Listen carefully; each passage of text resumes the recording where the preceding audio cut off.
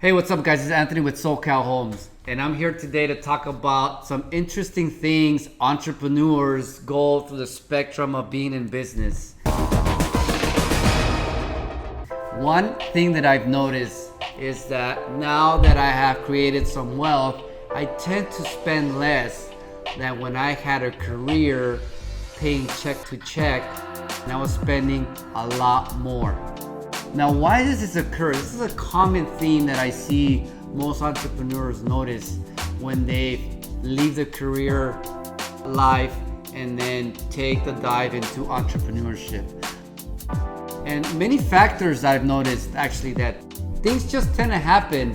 One main factor is you're out doing a lot more things. You're seeing, you're networking, you're busy running your business, you're having meetings with operations, having your team meetings, things like that eat up your time. And when you're career driven and your 9 to 5 is over with, you have not much after that, anything else to do in terms of production time. And so people tend to spend more.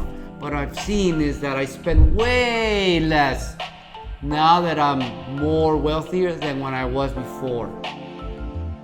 Now, I was never frugal myself. When I was lucky enough to have a great paying career, paying $200,000 a year, and I lived for the moment. I partied a lot, I was younger. This was about 10 years back when I first got started.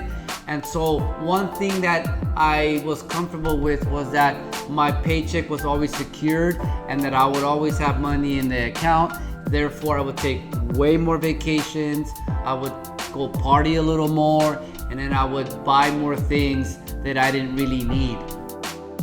One thing you're gonna notice all the time is that when you're an entrepreneur, you tend to be lean. You tend to be very low on costs, and these are things you start picking up right away as you're going through the spectrum of the years in business. I spend less and have money ready for the rainy day, right? You always wanna have a backup plan. You always see friends buying these cool things and you're always like, why can't I buy those things? But you always think to yourself, do I really want to buy that $100,000 car? Or am I fine without it? So therefore, I always think my money needs to be safe because that's going to allow me to buy even more real estate properties when the down market hits. And you always got to trend your markets, right? You don't want to think it's always going to be a bull market all day, every day, and real estate's never gonna tank. There's always market corrections, and so therefore you're always gonna be trying to save as an entrepreneur that money ready to go for when the stuff hits rock bottom, you're there to pick that right up. So these are some things that you've noticed as real estate entrepreneurs, or even an entrepreneur in any business. You tend to start stockpiling your cash for that either rainy day or cash reserves, or for when you're ready to buy real estate.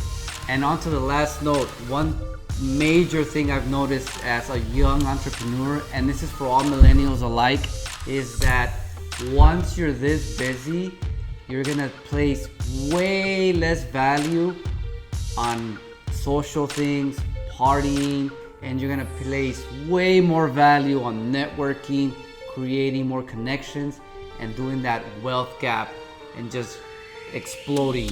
With us here at Team SoCal Homes, we've exploded this past 2 years into crazy astronomical projects, profits, and whatnot. So if you really want to be self-aware, you're going to notice these things. You're going to start going to less gatherings.